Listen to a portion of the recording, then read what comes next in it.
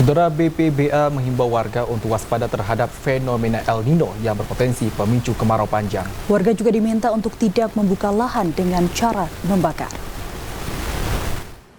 Kepala Pelaksana Badan Penanggulangan Bencana Aceh BPBA, Ilyas, meminta masyarakat untuk meningkatkan kewaspadaan menghadapi fenomena El Nino yang dapat memicu terjadinya kemarau panjang pada tahun ini. El Nino merupakan fenomena pemanasan suhu muka laut SML di atas kondisi normal yang terjadi di Samudra Pasifik bagian tengah.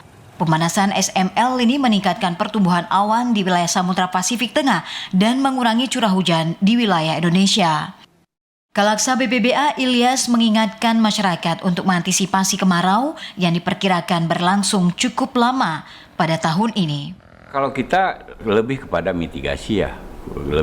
mitigasi artinya apa?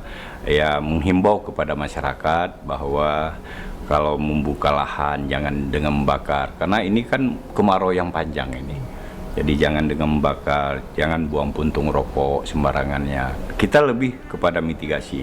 Kalau sudah terjadi kebakaran, itu untuk kita padamkan itu susah, apalagi wilayah-wilayah contoh misalnya Singkil, mulai dari Singkil sampai ke Aceh Jaya itu kan kita lebih kepada lahan gambut ya.